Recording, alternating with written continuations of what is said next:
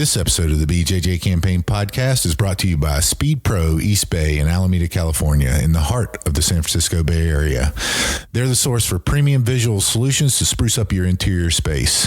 From window decals and wall murals to conference room graphics and directional signage, create a work environment that is tailored to your brand. They'll not only print your custom graphics, but do installation as well. Visit eastbayspeedpro.com. That's EASTBAYSPEEDPRO.com. And mention the BJJ Campaign Podcast for 15% off your first order. Also, Eddie is a Jiu-Jitsu guy, so folks go out there and support him. I'm about to feed him to the sharks right now. Get him hype right now. Yeah. You know the ground is up. Yeah. Everybody that trains, you know the game. Yeah. So let's get it. Slap it up, bump it, and roll. Hey. Yeah, that's the way that it goes. Ain't no better way to better yourself in this game. You're feeling the growth. That's time on the mat. We put in the work. Believe it ain't easy, I know.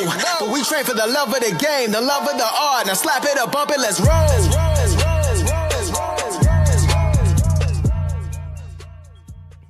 Welcome to this episode of the BJJ Campaign Podcast. My name is Jeff Boone. I'm an A3 blue belt, 2 stripes. Phil Coors, A2, blue belt, 1 stripe. Jack Davenport, A2, 2nd degree white belt. It's intense. So we're going to introduce Jack, not our usual guest. We met Jack last year at the Origin Jiu-Jitsu immersion camp, and he was a member in Cabin 5. He no lost jelly, only jam. It's true. It's true. He lost his bag. He showed up to Origin with nothing but the clothes on his back. To be fair, he didn't lose his bag. The airline lost his bag. And thank you for that, Jeff. That was, it wasn't your fault, Jack. Stop beating yourself up for it. I need this kind of support in my life. And it's just like, it's that type of thing that it's kind of always like that with Jack. It's very funny, very funny. So anyway, we kept in touch a little bit after the camp last year. We talked throughout the year. Jack was going to come over and come do a competition with us. He bailed, and I kind of forgot about that right until this moment. That was a punk move, man. I totally forgot about it right until I was talking about it. Too. We kept in touch a little bit. I tore my ACL.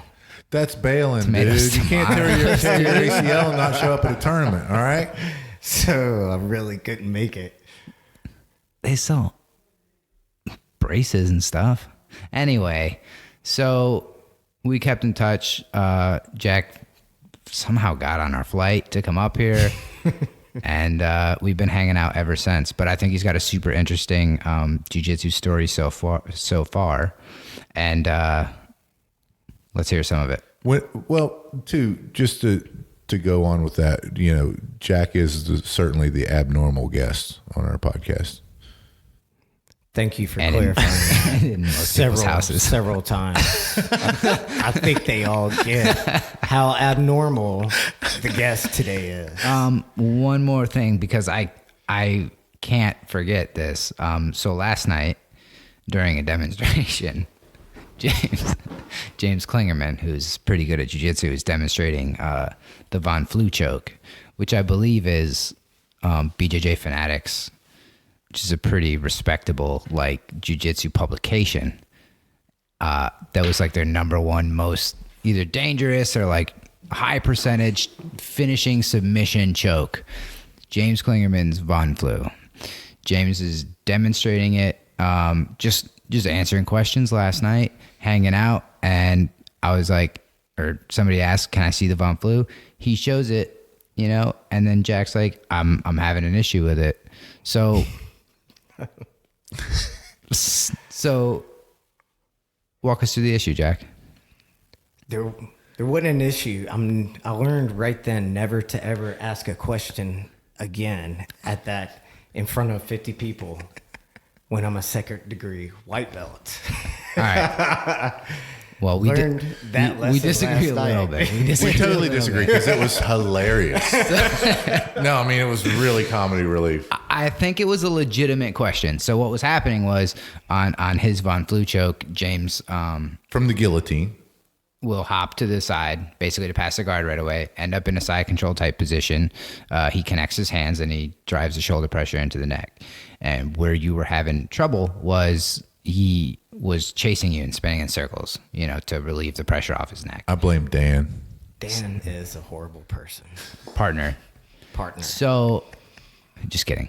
So, I'm not. So he went to basically have you walk. Well, he asked you to demonstrate what was happening, and then he was going to walk you through, kind of so you could problem solve the situation. And that was funny what happened, but moving on. So we'll get to the important part is when James went to demonstrate, this is, how you block the hip so he cannot follow you. Then what happened? Then I moved his leg to where it was supposed to be to finish the Von Flue choke. Jack Davenport, 2nd degree white belt, moved James Klingerman's 3rd degree black belt legs Out of position. And it was a huge mistake. I do regret that. That is my camp regret this year, and probably it's going to be hard to beat that one.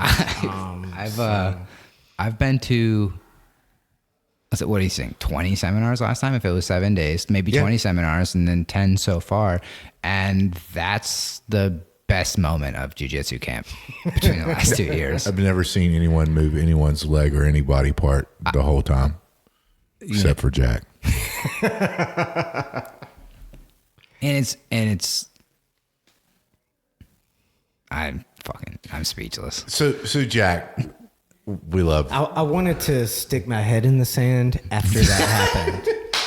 I wanted to go over off the mat, off the pavilion. It's the outside pavilion, and just kind of dig a hole over there and stick my head in it, and chill out for the rest of the night. We're glad you didn't, Jack. And listen, folks, we're giving Jack a hard time because we love him. I mean, that is the God's honest truth, is that we love him. And the reason that we brought you, Jack, on the podcast is that there's a lot of people who haven't been as lucky as Phil and I and been healthy for our complete jiu-jitsu journey to this point, right? But Jack, you're a testament to resilience in that, because you have been. I don't know if I tore my ACL, if I would have, had injuries that you sustained, been out for 6 months, been out for 7 months, and come back to training, I don't know if I could have done it. And that's just a testament to your force of will, the force of nature that Jack Davenport is. And so, give us a little background about, kind of where you were, how, maybe a little bit of how you got hurt and what your mindset was when that happened. Okay, well, thank you, Jeff, for all those kind words. I think you exaggerated a little bit, but thanks, buddy. A lot. This is a podcast, Jack. Well, the first injury I had that put me out for 6 months was a rib injury, and it was a high rib injury. And basically this huge guy kind of just crunched me inwards. And I was out for 6 months for that. And every time you would sneeze or laugh, you would get a panic attack because you knew the pain was about to come. And it's the worst feeling in the world. So that was the first one. Then about a couple months later, I got a bottom rib popped out, but that was just the floater rib. So that was only about 6 weeks, but that still sucked bad too. Sure. I've had that one. It does suck. Yeah. Mm-hmm. And you can't train, you can't do shit. And that sucks. But this last one was really, really bad because I had a bad feeling about it in the beginning. We went over a move, and then we were practicing it live. We would start out in the move. At one point in the move live, and it was the last round, and there's this new guy, big guy, and very brand new guy, big guy. And why were you paired with him? Because I mean, you're jacked and all, Jack, but I'm guessing 5'7" and 160. Yeah, 156, 160. Yeah. So anyway, so I went with him, and 30 seconds later, my ACL was snapped, and that's. Is he still doing jiu-jitsu? No, he actually tore his pec in a tournament, so he's not doing jiu-jitsu anymore. Is he going to come back after his pec's healed? I don't know the guy too well. He was brand new to the whole deal. That son of a bitch. I know. I want to go down and whip his ass right now, Jack. I know. But shit happens, and, everything happens for a reason. So I've come to terms with it, and everything's cool. So when did you get your second degree on your wife? I can't even say that. I actually got my second degree.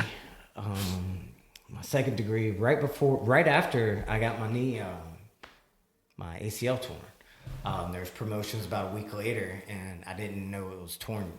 Well, yeah, I did know it was torn, so it was then. So in December. All right. Is when I got it. And how long have you been doing jiu-jitsu, even with the layoffs? I mean, when did you start? I think I've been doing it 3 years. And the way I came into it was I was doing kickboxing. And I kept seeing on the UFC all these guys getting finished by this jiu-jitsu. And it was amazing because, everybody was winning, getting submitted, these guys. And nobody knew how to do anything with it. And I just saw how powerful it was. So I went one time. And I'm OCD, so I don't really like being close to people. And I'm weird about smells and things like that. Mm-hmm. And being in awkward positions there's some freaking awkward positions in jiu-jitsu, man. And so I would go one day, and then I would wait a week before I got the courage to go back the next week. And I wouldn't roll. I would just go to class, do what it was, and then a week and a half later, I would finally go back. And so then I started going 2 times, and then I started to roll a little bit, and then everything got comfortable, and now, I love it, and everything's cool, even. So going back, and try not to hit the table. Sorry. Going back to like when you were going once a week, and it was awkward positions, like what specifically? Because it was weird for me. Like I don't touch people. Like I just don't, And then you go into jiu-jitsu and people weren't. Phil doesn't talk to people, much less touch them. That's very true. And then you're wearing, ninja pajamas and people are sitting on me and I'm like, but it was weird, but it wasn't something that I was like, enough to being uncomfortable. And I've been lucky in the sense that like a lot of people struggle with like, being claustrophobic when they're mounted and things, and that's never really bothered me. So like which positions did you find weird? I don't know, when like somebody's crotch is on your head. When somebody's sitting on your face. I'm in between a guy's legs with his legs wrapped around me. It wasn't what I was used to. Let's say that. Well, except in your dancing days, right? That's a little different, right? That's a big difference. Talk about those days. Sorry, John.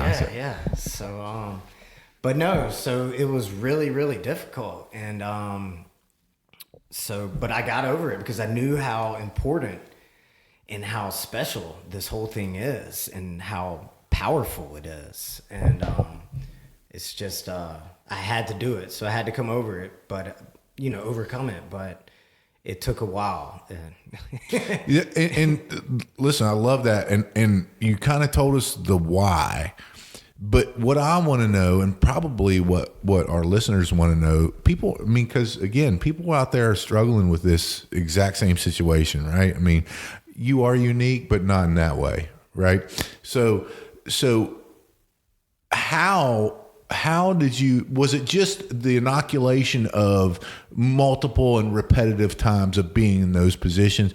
Or was it that every time that you would get in that position, you'd tell yourself, hey, this is going to be something, this is going to mean something someday. This is important to me. How did you kind of, again, I know the why because it was important to you, but how did you actually get over that? Well, so I kept coming, and I'm looking around, observing everybody, and I'm realizing how normal it is for them and how it's just like, that's it. They're having fun. They're doing this really well and everything's normal. Nothing's weird about it. And so I started noticing that every time. And then the more I did it, the less weird it got. And, you know. And you were having fun too, right? Oh yeah, definitely. And one of the major benefits is I have, you know, things in my life that I have to meditate on and try and clear your head. And when you're doing jiu-jitsu, there's not any other thought in your head except what's going on right there. And so that's really the selling point with me with jiu-jitsu. No, that's important, and I hope you don't mind us bringing this up on the podcast, and I'll cut it out if you do.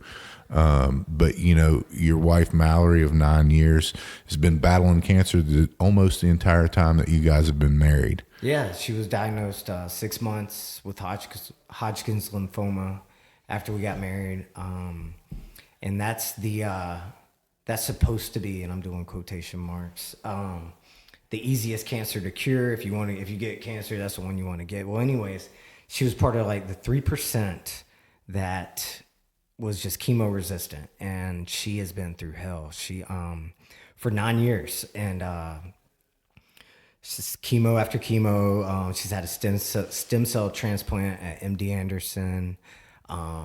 They have to drill into her. They drill into her bones all the time to see. Yeah, it's just she's the toughest person on the planet, and so that's what she's been going through, and it's hard to watch that your loved one go through such pain, and there's absolutely nothing you can really do to alleviate. You just feel like kind of a spectator and to a bad movie. Yeah. And jiu-jitsu helps you get through it, right? Oh yeah. Well, jiu-jitsu lets me release out any type of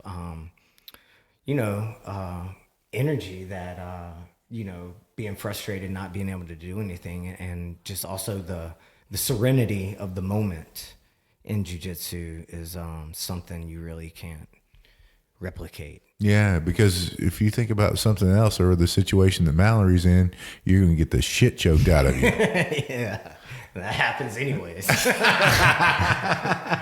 I'm only a 2nd degree white belt.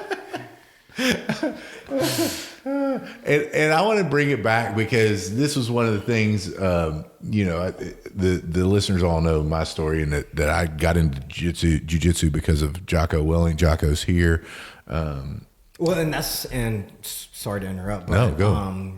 That's another reason I started listening to Jocko like from number 4, and I was just like, man, this guy's badass. He can do everything. He just makes himself do all of this stuff. It's great. And it's like, if he's talking all this about jiu-jitsu, like, oh man, it's just the greatest thing that this tough guy does it. Yeah. And it's so beneficial for him. I'm going to give this guy a shot because he seems like he knows what he's talking about. Oh, he legit. Yeah. So that's it. So, and I've told this story before, not on here, but, people say never meet your heroes. Well, they're wrong whenever they talk about Jocko Willing, because I witnessed firsthand whenever you went and talked to Jocko about what Mallory was going through. And what did he do? Yeah, he did a video for her, and I put it on Mallory's Facebook, and man, she must have watched it 50 times, and I did too. I mean, it was just it really pumped her up, because at that moment she was actually going through trying to find a new treatment because she had regressed. And so that was that. And but no, it really meant, I mean, I can't really tell you how much it meant to both of us, helped us through this, because it's tough for everybody. Yeah. No, agreed. And I love your outlook on it, Jack. You're always positive, man. You always say, you always see the bright side of it. You always, say things could be worse. Oh yeah, and they have been, Yeah. And we are thankful. We don't really have pity parties, because if you do, you die. And so I'll tell you one story. So when she went to MD Anderson to get the stem cell transplant, they make you see a psychologist over there. they made Mallory see a psychologist Sure. to evaluate her and whatnot. And the lady said to her, she was like, I'm not really worried about you. She was like, and she was like, and I'm going to tell you why. And she said, within the first 15 minutes of being diagnosed with cancer, the patient decides right then if they are the victim or the victor, and that affects their whole journey throughout that process. And it's a hell of a process. And that's true.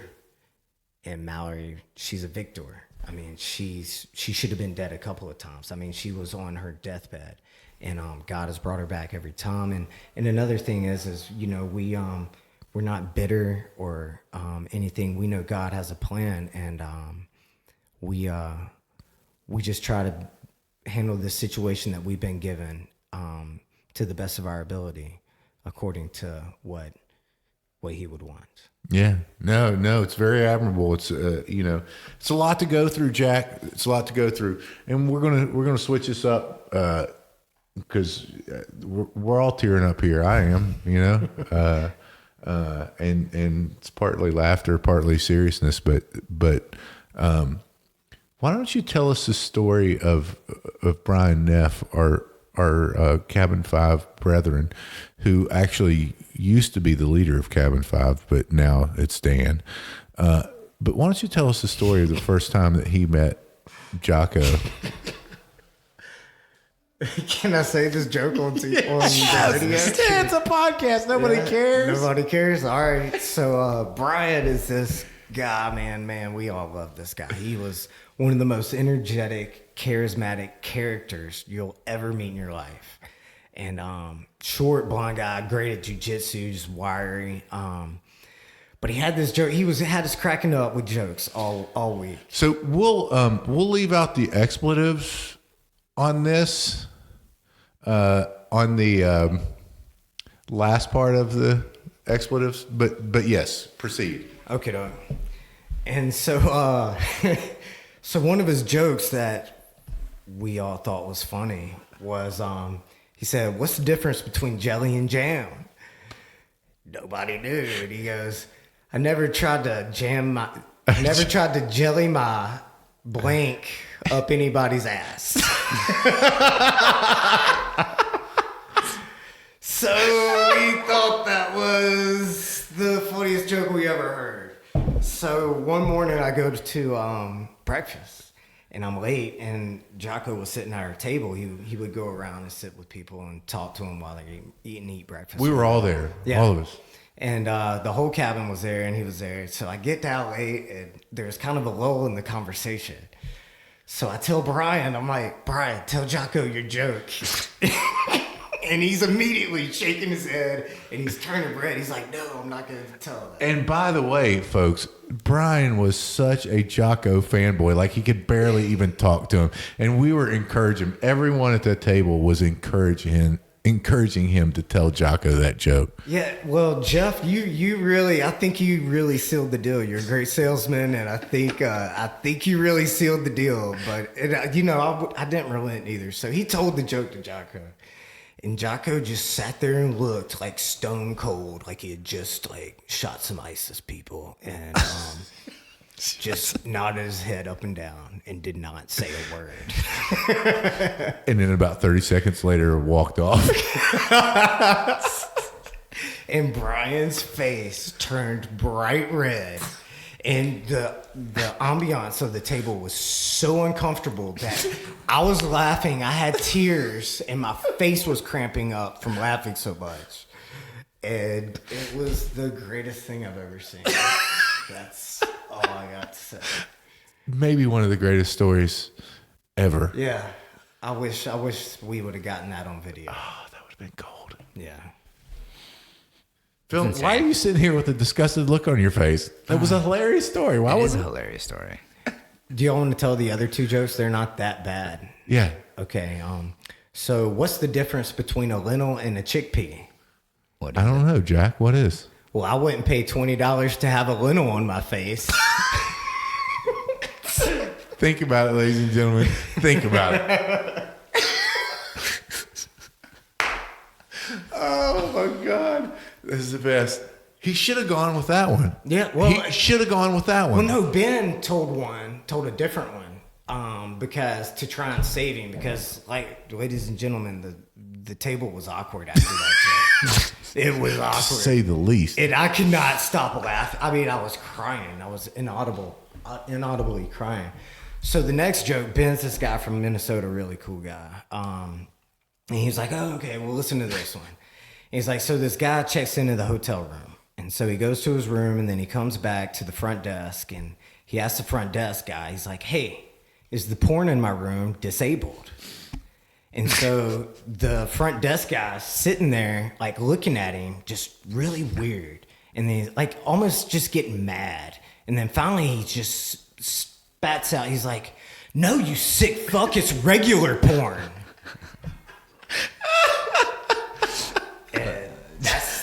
That was the joke. He could have gone with either of those. He could have gone with either of those, and they would have got a laugh. Yeah. But shows the Jelly and Jam. Jelly and Jam's kind of a tight audience here. Oh my God, Phil, take this back. Steer this course correct this podcast, please. We're gonna cut a majority of that out. No, we're cutting none of that out. So, all right. So going back to jiu-jitsu related struggles instead of the most socially awkward, like he didn't even come back this year. He didn't situation. He didn't, ladies and gentlemen, he didn't. Still hasn't recovered. He's like, yeah, maybe 2020. Maybe he won't remember, and I can come back. You worked your way from once a week to twice a week. I kind of went through a similar thing. I didn't want to roll forever because I had no idea what I was doing. I'm smaller than 99% of the people in there. How long before you started like rolling? Man, so like I would go for 1 week, once a week, and then I moved up to 2 in about 2 weeks, and then about 3 weeks later, I moved to 3 a week, and then I don't know. I would say it was a good 2.5 to 3 months before. What made you start, Jack? Like, what did one of your training partners say? Like, hey man, why don't you stay to roll? Or what kind of? Because I'm always interested. Because from the very first time I went to jiu-jitsu, I rolled and I loved it. But what made you go? Can you remember anyone saying, hey, stay, roll, do whatever? No, actually nobody did. I was going to the night classes, and nobody really did. But what made me do it is I was listening to our instructor talk, and he was saying, look, if you don't roll, you're not going to get this. You might as well not even, this is kind of pointless if you're not going to roll. And so I was like, all right, I'm going to do it. And so I would roll, and I would just roll for a little bit, like maybe 1 or 2, because I felt awkward. And then I always felt awkward because I didn't know the etiquette. I didn't know, and I mean, you hear the stories of spaz, white belts, and, I didn't want to I wanted to have good etiquette, and didn't really know what good etiquette was. You didn't have the BJJ campaign podcast then to tell you. Well, I didn't. You actually probably started rolling before me. I mean, I think I was closer to like 4, if not more, months. Oh, so you really did have the same problem, yeah. Might have been more, yeah. Mm-hmm. Like I trained for a long time, twice a week. Probably almost 6 months. Like, and I just wouldn't roll. I enjoyed the class, but my thing was I didn't know what I was doing. Well, that was part of the awkwardness for me. Yeah. And a big issue I had was I didn't like feeling like I was wasting people's time. Yes. Because it's like, you're not training against me. You're just smashing the crap out of me. Yeah, being considered. Because I didn't understand in like 6 months to a year, I'm going to be one of the best training partners these people have. Mm-hmm. So what other than, the etiquette, any other hang-ups, like any other things that you were unsure of that made you not want to do it? Well, not as much as I don't like, well, I didn't like losing. Nobody likes losing. Losing And sucks. I didn't like, just being easy to beat as well. So You still are, Jack. I know, and I'm okay with that. Yeah. Yeah. That's well, and that goes back to a bunch of mindset stuff, but I totally agree with what you're saying. Losing sucks. I lose to Jeff every time. It's annoying, especially because it's Jeff. Yeah. It's super annoying. Oh God. But I can't imagine. that's what Yeah, you can. Actually, I do know exactly what it feels like. I mean. And it is super annoying. I've said before, I think competition helped me because I was so focused on these other unknown people. It was like, if Jeff's going to triangle me 46 times in a row, I don't care if it helps me not get triangled by this other guy. That's a first. So, competitions help me, I think, keep the correct, best as I can, perspective on who the competition is. Mm-hmm. Because losing does suck. Mm-hmm. I don't like getting triangled 46 times. Yeah. But as long as this other guy doesn't do it, it happened to me once in competition, hasn't happened again. So that has helped me a lot. So I agree with what you're saying with losing sucks. And it takes a super long time to feel like you're not always losing. Yeah, but there's so much to know, and it's just I don't know. I was getting kind of overwhelmed because I set high expectations for myself, but I got over it, but then I was noticing like when I was noticing the guys, everything looked normal at the beginning. Another thing that was normal was getting tapped out day in, day out by Joe Blow, and so it wasn't just me losing all the time, all these other people are getting choked and whatnot. So I put that in perspective, and everything was cool, but it's been a completely humbling experience, and changed me for the better. That's for damn sure. And all of that, the losing, the coming to terms, actually, just actually starting out doing something I'm totally uncomfortable with. I mean, damn, that sucked. Forcing myself to do that. But man, this has been a great thing for me, and I think it's the greatest thing in the world. What made you come to camp last year? Was last year your first time? Yeah, last year was my first time, and I heard Jocko talking about it, and I just and then so I speak Spanish. I'm fluent in Spanish, and By the way, folks, Phil didn't believe that Jack was fluent in Spanish. Not at all. Until he had a conversation completely in Spanish with someone. getting Phil a special dinner because I have the hookups in the kitchen. Yeah, Sure. that's what happens. It was cookies and You snacks. son of a bitch, Phil. Yeah. What a bastard. But anyway, so the way I learned Spanish was I lived in Mexico and I was immersed in it constantly. And so I saw the immersion camp, training three times a day with world-class black belts. It was just kind of and then Jocko was going to be there, and he's saying, look, this is if you really want to up your game. So I was like, well, let's give it a shot. It sounds logical, and that's what I did. Yeah, and I mean, I totally agree. It was interesting to me because, the camp was brought to me, and I immediately think it's a great idea. Like, I love doing jiu-jitsu. I would love to do jiu-jitsu every day. I would also love to do it multiple times a day. Yeah. And where can you do that? Nowhere. So that's why I asked, because if your training schedule was once a week, twice a week, and you weren't taking it as serious, but I mean, coming here is a commitment. I mean, it costs a bit of money, it takes a week. It's hard to just take a week off, come all the way across the country and, really dedicate a good amount of time to something.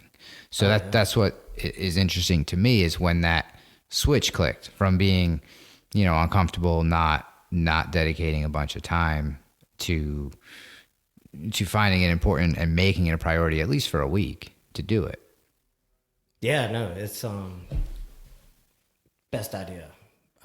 The thing is, okay, let's say we're not going to remember all the moves we've learned. Not even close. But Right. the movements we're doing and we're doing it so much, these movements, these fluid movements, we are going to go back so much more fluid than just by doing these drills, learning these new techniques, we're getting our body into different movements, and it's going to be a game changer. For sure. You might even get your 3rd degree when you get back and they see how badass you are. I got my fingers crossed. No, I just think it's cool. We were talking earlier, and I think there's a lot of people in your situation. We rolled, he did it right away, loved it. I took forever to do it, but once I did it, I was hooked, and I knew this was going to be something I'm doing for a while.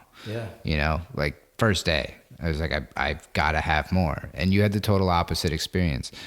I have a very strong feeling there's a lot more people who feel like you than there are like us. And that's why I would like to ask and get your thoughts on how you overcame this stuff, because, it's still relatively fresh. And I think it's important for other people to realize, like, they hear podcasts all the time, and all it is people like us who love it. And they're like, these guys just love it. Maybe I don't love it. Maybe it's not for me. I don't think that's the truth. Our instructors talked a lot about taking, you can get a bunch of tough guys, and if you just throw them in and train with them every day and you don't really teach them shit, eventually they'll figure some stuff out, but they were already tough. And he believes you can take a room of people like me who were not tough and make them into tough guys eventually. Yeah. Through jiu-jitsu. And I totally believe that 100%. And I think that's it's already happened with you. Well, that was the motivation. Not quitting. The motivation is like, I knew how good this was for me. I could see the benefits. And I'm like, man, I am being a pussy not doing this because of these little hiccups. And I just saw, and I just weighed it logically. I'm like, man, this is so good for me. Why can't I do this? Is because I'm being a bitch. And so I just focused on how good it is for me, because it is. It is so good for you. Mentally, physically, spiritually, it's so good for you. And so that's what I focused on, and that's what made me do it. Yeah. And I did not want someone else knowing how to do this shit on me and not not be able to do it back if so. Situation arises. Yeah, definitely. Yeah. They need more than those 2 guns. Yeah, it's right. Yeah, that's right. He was wearing a tank top today. Tell us about the reason you got your tattoo on your leg, and that was to know where your knee brace should be at the bottom. God, I hate you so much. I hate you so much. Is that not the reason you got that? No, that's not the reason. No? Okay. No. All right. Well, moving on.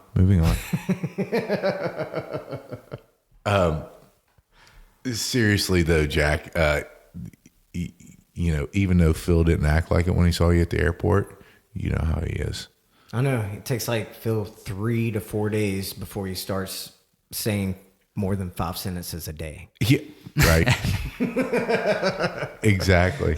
Seriously though, we love you, man. That's why we wanted you on here, and I hope that your experiences help others stay with this, because listen, this podcast is not about getting new people to jiu-jitsu. We're no Jocko Willink or Joe Rogan.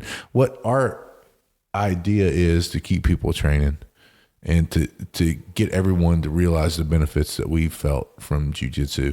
And so thank you for sharing that. Thank you for sharing your entire story. And do you have a book or anything that you're writing that you want to promote?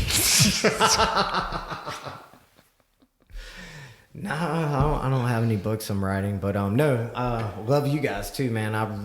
We stayed in touch. I mean, immediately right after that and up to the whole thing. And I'm really proud of you guys with this podcast. It's really good. I'm not blowing smoke up your asses. So, not really this podcast. It wasn't that good, but yeah. If you don't want to air this, I'm totally okay with it. Okay, just kidding. Thank you. That does mean a lot. Thank you. And Philly, BJJ Campaign Podcast.com. T-shirts. I was going to ask you. something else. Facebook.com/BJJ Campaign Podcast. You see pictures of us with Jack. Jack's been working on his technique a lot. Yeah. It's still shitty, folks. It's still, I mean, but you know. I am like RoboCop right now with the brace on my knee. That's his main what move, Jeff isn't says. it? That's what Jeff says. His main move is he's like, hey, you mind if we start in half guard? And then he gets on top and he just grinds your groin with a metal knee brace. It's not cool. Yeah. People tap to it though, you know. Yeah. It's been very effective. And I have a new move called brace across the face. Brace face. And that's where I drag my knee brace across your face as hard as I can. A lot of taps to that. So yeah. Also, folks, if you're out there, you're listening to this, share it with, you probably do jiu-jitsu and you probably know friends who do jiu-jitsu. So share this podcast with them. Let's grow this together. And if you're not out there doing something to make yourself better each and every day, get out there and do it. Me, Phil, Jack, we all choose jiu-jitsu. We hope you do too. This episode of the BJJ Campaign Podcast is brought to you by Speed Pro East Bay in Alameda, California, in the heart of the San Francisco Bay Area. They're the source for premium visual solutions to spruce up your interior space. From window decals and wall murals to conference room graphics and directional signage, create a work environment that is tailored to your brand. They'll not only print your custom graphics, but do installation as well.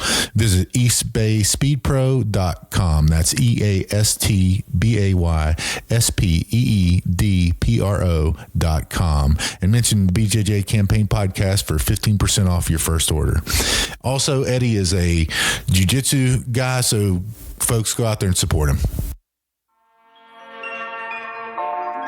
I'm about to feed him to the sharks right now. Get him hype right now. Yeah. You know the ground is up. Yeah. Everybody that trains, you know the game. Yeah. So let's get it. Slap it up, bump it, and roll. Hey. Yeah, that's the way that it goes. Ain't no better way to better yourself in this game. You're feeling the growth. That's time on the mat. We put in the work. Believe it ain't easy, I know. But we train for the love of the game, the love of the art. Now slap it up, bump it, let's roll.